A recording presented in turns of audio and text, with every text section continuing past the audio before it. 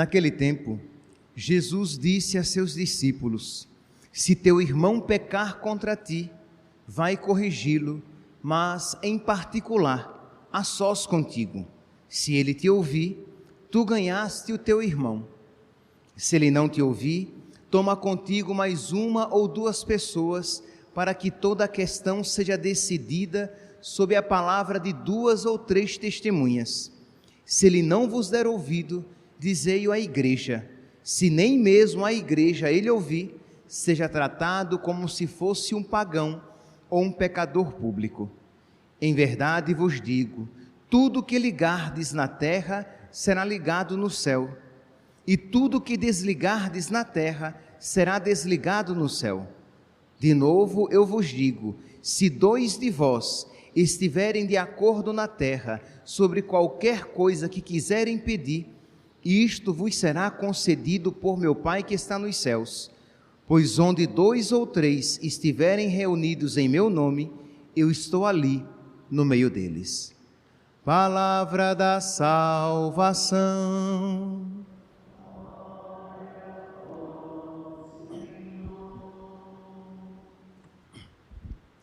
Caríssimos irmãos e irmãs, estamos celebrando o 23º domingo do tempo comum, e a liturgia de hoje nos apresenta o tema da correção, da repreensão fraterna, da correção fraterna, da repreensão fraterna, mas não como fazer, não necessária nem principalmente como fazer a correção fraterna, mas o porquê, o motivo que nós devemos repreender uns aos outros.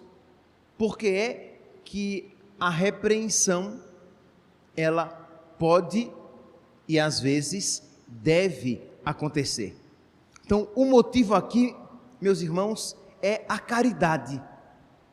O que a liturgia de hoje quer nos apresentar é que quando a correção fraterna acontece, eu devo estar movido pela caridade, eu quero a salvação daquela pessoa, por isso que eu a corrijo, não porque eu sou melindroso, isto é, eu sou muito sensível, eu me magoo com facilidade e eu não consigo suportar a insensatez do irmão, e eu não consigo suportar a miséria do meu irmão. Então percebe aqui, este é o ponto a partir do qual nós iremos seguir, e se você não entender este ponto, você não entenderá nada do Evangelho. Repito, a liturgia da palavra de hoje, não apenas o Evangelho, a liturgia da palavra de hoje, a igreja, por meio da liturgia da palavra de hoje, ela quer nos ensinar não como, ela quer nos ensinar não primeiramente, principalmente, como corrigir. Vai em particular, depois chama 2, depois vai à igreja, depois seja tratado como um pagão. Não é o tema principal, embora seja mais evidente, o tema principal não é esse, não é o como, mas o porquê. Por que então eu vou corrigir o meu irmão? Porque eu quero a salvação dele, porque eu quero que ele mude de vida e viva, e tenha salvação eterna. Não, repito, não simplesmente porque eu estou incomodado com a atitude dele e eu não sei suportar a sua miséria. Pois bem, isso é tão verdade que se vocês pegarem, por exemplo, Efésios, capítulo 4, versículo 2 e 3, São Paulo vai dizer: com toda humildade e amabilidade, com grandeza de alma, suportai-vos uns aos outros com caridade. Então, Jesus que fala do perdão, São Paulo que aqui fala o quê? Olha, com humildade, com amabilidade, suportai-vos uns aos outros, por amor, por caridade, por amor a Cristo. Então, percebe que isso faz parte do ensinamento cristão, de você saber vencer-se a si mesmo e ter misericórdia do irmão. Em Colossenses, no capítulo 3, nos versículos 12 e 14, citei primeiramente Efésios, capítulo 4, versículo 2 e 3. Agora Colossenses, capítulo 3, versículo 12 a 14. Portanto, como eleitos de Deus, santos e queridos, revesti-vos de entranhada misericórdia, de bondade, humildade, doçura, paciência, suportai-vos uns aos outros e perdoai-vos mutuamente toda vez que tiverdes queixa contra outro. Então, a primeira atitude aqui é a misericórdia, é a compaixão, é o saber suportar o irmão. Então, a questão aqui não é que Jesus está ensinando um manual de como corrigir alguém. Não é isso. O que temos que ter em mente é, então, quando eu preciso corrigir alguém, por que é que eu irei fazer isso?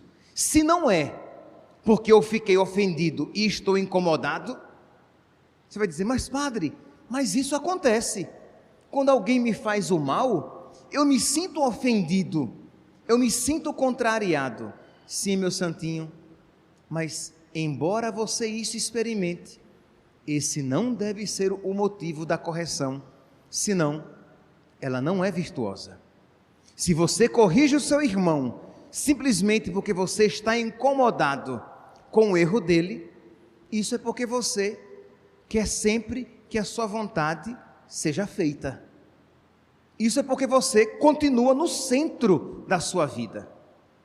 Então, vem a pergunta, então tá bom, padre, então por que é que eu devo corrigir o meu irmão? Porque eu quero o céu para ele. Porque da mesma maneira que eu quero o céu para mim, eu quero o céu para o meu irmão. Da mesma maneira que eu quero me salvar, eu também devo querer que o meu irmão se salve, e é condição para a minha salvação. Porque se eu não estou nem aí com a salvação do meu irmão, não existe caridade no meu coração. Eu também não me salvarei. Então, é condição de minha salvação que eu queira a salvação do meu irmão. Então, se eu quero a salvação dele, eu então, em algumas ocasiões, nós iremos aqui ver, eu preciso, se possível for, se adequado for, eu preciso corrigi-lo. Então vamos lá. Quando eu sou ofendido, quando eu sou magoado, quando alguém me faz um mal, 3 atitudes são possíveis. 3 atitudes podem surgir no meu coração: falta de perdão e consequente desejo de vingança. Isto é, eu quero me vingar daquela pessoa. Ela me magoou, ela me fez o mal, eu não a perdoei e eu quero me vingar dela. É a primeira atitude possível. A segunda atitude possível é o quê? Ela me fez o mal, ela me magoou, eu não a perdoei, eu não quero me vingar, mas eu guardei no coração. Eu vou remoer aquela mágoa ali dentro de mim, remoendo aquilo e guardar aquele ressentimento. É verdade que, de alguma maneira, foi até melhor do que aquele que se vingou, mas não existe virtude ainda. O primeiro não perdoou e se vingou.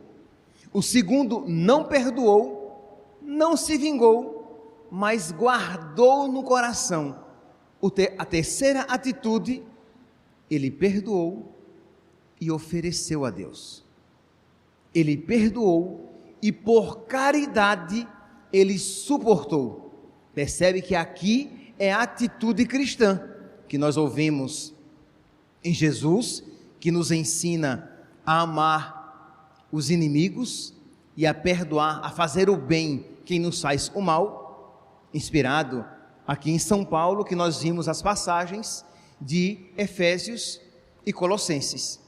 Então a terceira atitude é a atitude cristã. Eu perdoei e eu ofereci a Deus. E nessa terceira possibilidade, aqui se desencadeia a possibilidade de falar ou de calar. No livro do Eclesiastes, no capítulo 3º, no versículo 7º, o livro do Eclesiastes diz assim: há tempo de falar e tempo de calar. Então, às vezes, meu santo, aquela pessoa que errou, ela está tão endurecida no seu erro, que se você tentar corrigi-la, ela vai endurecer ainda mais naquele pecado. Que se você tentar corrigi-la, ela vai se tornar ainda mais endurecida e recrudescer ainda mais no seu erro. De modo que a atitude aqui é simplesmente de oração. Aquela pessoa está no erro, aquela pessoa cometeu um pecado, mas aquela pessoa é tão dura, é tão orgulhosa, ou você é a pessoa menos adequada de corrigi-la, de modo que você perdoou, ofereceu a Deus e por ela intercede. Porque não há condições, não é adequado que você a corrija. E infelizmente, nós sabemos que situações assim podem acontecer. Mas existe a segunda possibilidade, e é a respeito dessa que a primeira leitura e o Evangelho nos falam. Enquanto a segunda leitura nos fala da caridade, que nós precisamos ter caridade e nos mover pela caridade sempre, diz aqui São Paulo na carta aos Romanos,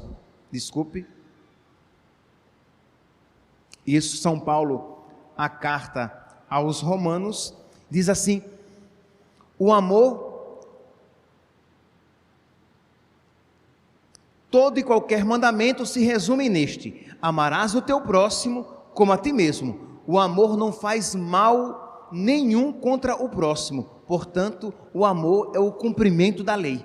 Então eu devo sempre agir por amor, que as minhas ações devem ser movidas por amor, porque o amor, ele resume toda a lei. Diz aqui: qualquer outro mandamento se resume neste: amarás o teu próximo como a ti mesmo. Então eu quero o bem do meu irmão, eu quero a salvação dele. Esta é a força motriz. E aqui, meus irmãos, se nós não compreendermos isso espiritualmente, isso vai ser sempre algo estranho a nós. Mas padre, mas é tão difícil. Meus santos, amar é difícil. Amar a Deus, e por amor a Deus, amar o próximo, e aquele próximo difícil, aquele próximo ingrato, aquele próximo que faz por onde não ser amado, é difícil. Mas se você cada vez mais se aproxima de Deus, Deus vai transformando cada vez mais o seu coração. Então a força motriz é essa. A primeira atitude de, diante da ofensa, eu não perdoar e me vingar, não é cristã. A segunda atitude de, diante da ofensa, eu não perdoar e remoer, também não é cristã. A terceira atitude, eu perdoo e eu ofereço. É somente nessa terceira atitude que a repreensão pode acontecer. Se você vai repreender movido por vingança, a sua repreensão não é cristã. Se você vai repreender movido por aquela mágoa que você ainda guarda no seu coração, a sua repreensão não será eficaz. Veja, os casais aqui presentes sabem muito bem que quando você está com mágoa no coração e vai repreender a sua esposa ou repreender o seu marido, a situação piora ainda mais. São João Bosco, ele dizia, com relação aos seus jovens, que quando alguém vai repreender um jovem, deve ser movido por caridade. Se estiver destemperado, não corrija, porque você não só não vai fazer o bem, como vai fazer o mal. Isso vale com relação a todos nós, o pai com relação aos filhos, o padre em relação à comunidade, ou a comunidade em relação ao padre. Se você vai corrigir alguém e vai destemperado ou movido pelo ódio, aquela correção não é cristã, não fará bem algum. Mas vamos então aqui nos deter na terceira. Esta é cristã. Você perdoou de verdade, você ofereceu a Deus e você viu que é a ocasião, sim, você precisa corrigir aquela pessoa, porque é para o bem dela, para a salvação dela. Ela necessita de ser corrigida, e não corrigir seria um pecado de falta de caridade.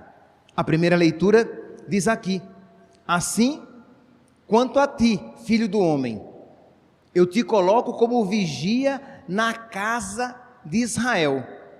Tu os deves advertir em meu nome. Se eu disser ao ímpio que ele vai morrer, e tu não lhe falares, o ímpio vai morrer por culpa própria, mas tu pagarás por este pecado, mas eu te pedirei contas de sua morte. Se tu o advertires, e ele mesmo assim não mudar de conduta, ele morrerá por causa do seu pecado, mas tu te salvarás. Então percebe aqui qual é o objetivo: é ganhar aquele irmão, é conseguir que ele mude de atitude. Jesus vai dizer isso de uma outra maneira: se o irmão errar, você vai e o corrige a sós.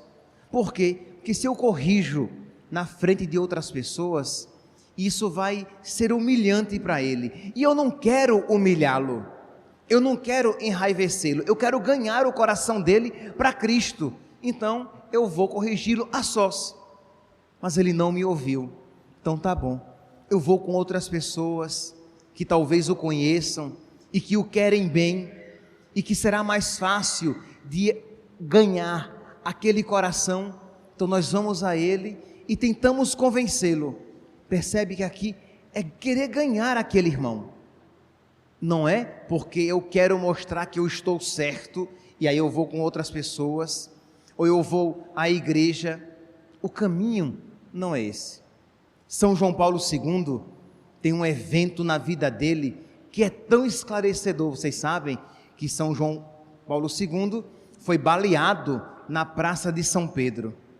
Quando ele se recuperou, ele pediu que ele queria ver Ali Ágaca. Ali Ágaca era aquele que havia atirado em São João Paulo II para matá-lo. E São João Paulo II vai a ele por quê? Para querer saber quem foi o mandante da sua tentativa de assassinato? Não! João Paulo II foi a ele porque queria ganhar aquele irmão para Cristo.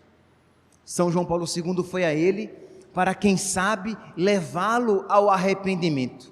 E quão eloquente foi a atitude de São João Paulo II, até mesmo para Ali Ágaca, que ficou impressionado de o Papa vir procurá-lo. Percebe? É a moção por caridade. Se o Papa fosse ali simplesmente para saber quem foi o mandante daquela tentativa de crime, era apenas um policial, mas ele foi movido pela caridade.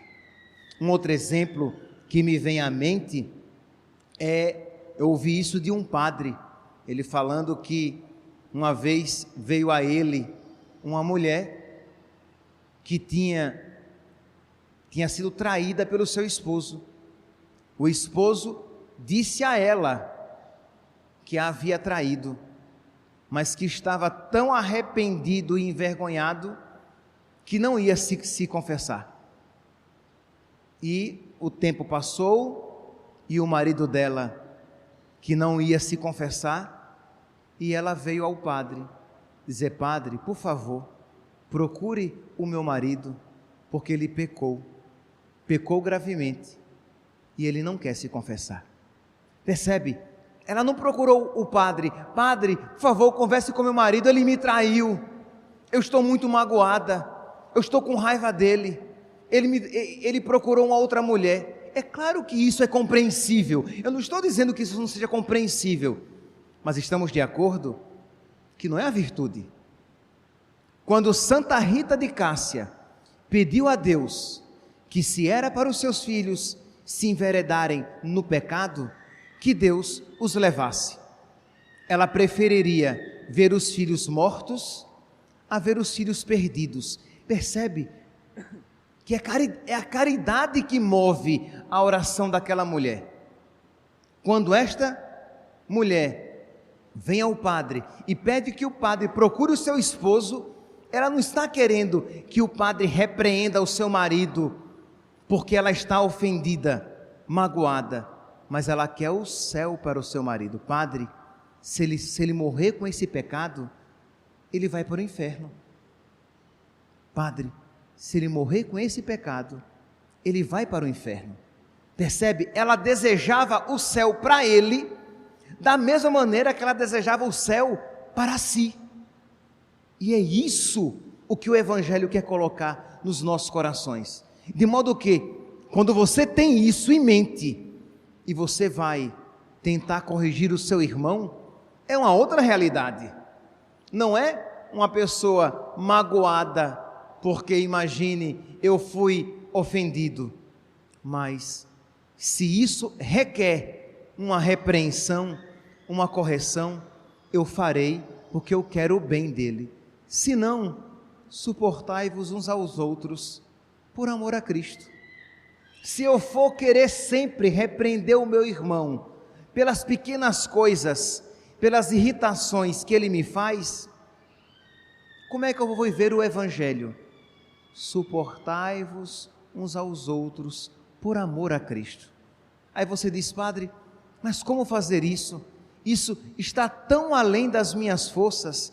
É verdade, meu santo, minha santa, isso é caridade, e caridade é o amor de Cristo derramado nos nossos corações. Então nós precisamos rezar. É por isso que eu repito aqui tantas vezes, e não posso me cansar de insistir e de repetir, que se nós não rezarmos, o Evangelho será sempre um peso insuportável. Se nós não rezarmos, o Evangelho será sempre uma realidade além das minhas forças. Se eu não rezar, o Evangelho será sempre uma má notícia, porque imagine um ensinamento desse, ele é muito pesado, sim, se você tentar carregá-lo com as suas próprias forças. Mas se você dobra os seus joelhos e suplica a Deus a graça de um coração semelhante ao dele, Deus virá em seu socorro. Então pense agora naquelas pessoas que lhe fizeram mal, que lhe magoaram, que foram injustas com você, e que você diz assim: padre, eu perdoei, mas vez ou outra a mágoa vem novamente ao meu coração. Pois bem, peça a nosso Senhor. A primeira coisa, a primeira atitude é de perdoar. Repito aqui a frase de São Paulo, Efésios capítulo 4, versículos 2 e 3, com toda a humildade e amabilidade, com grandeza de alma, suportai-vos uns aos outros. São Paulo não está dizendo simplesmente suportai-vos uns aos outros. São Paulo está dizendo com toda humildade, com toda amabilidade e com grandeza de alma, suportai-vos uns aos outros. Como se não fosse suficiente, ele vai dizer em Colossenses capítulo 3, versículo 12, como filhos de Deus, como eleitos, com entranhada misericórdia, bondade e humildade, doçura e paciência, suportai-vos uns aos outros e perdoai-vos mutuamente toda vez que tiverdes queixa contra o outro. Então a primeira atitude aqui é pedir a Deus, essas pessoas que lhe vieram à mente, que lhe vieram ao coração, e dizer: Senhor, me ajuda a perdoá-las. Eu quero de verdade, Senhor. E aqui, não fique pensando naquela pessoa bem distante. Mágoa, a gente muitas vezes guarda, é das pessoas próximas a gente. É o marido, a esposa, o pai, a mãe, os filhos, o vizinho, um familiar próximo, um primo, um cunhado, um genro, uma nora, uma sogra. São as pessoas mais próximas a nós que mais nos ferem. Pois bem, a primeira atitude aqui é perdoar. Eu quero perdoá-la, eu quero perdoá-lo. Pois bem, deu esse passo, aí vem a segunda pergunta: será que não é o caso de eu conversar com essa pessoa? Será que não é o caso de, com todo jeito, com toda a caridade, eu corrigi-lo, eu corrigi-la? Mas percebe, esse é o segundo passo. Se no seu coração ainda está mágoa, raiva e rancor, não tente ir conversar nem corrigir ninguém. Mas se já existe perdão, amor verdadeiro, a pergunta é: será que não seria o caso que essa pessoa ela tem pecado? Então reze, peça a Deus discernimento, peça a Deus sabedoria de como chegar a essa pessoa. Será que é o melhor eu ir sozinho? Será que não é melhor eu ir com outra pessoa? Mas aqui tem que ter oração, tem que ter a caridade que age, a caridade, como diz São Paulo, que não é inadequada. Então, quando você age por caridade, movido pela caridade, a sua ação nunca é inadequada, mas você está sendo movido pela caridade. E eu tenho certeza, meus santos, que você, sobre isso pensando e assim agindo, você vai se santificar. Você será instrumento de santificação para os seus irmãos, e você vai perceber que até mesmo o seu ambiente familiar vai se tornar mais saudável, mais cristão e até mais feliz. Que Deus nos conceda a todos esta sabedoria, para que o coração de Cristo, para que por meio do coração de Cristo, o nosso coração e as nossas ações possam se mover. Louvado seja nosso Senhor Jesus Cristo.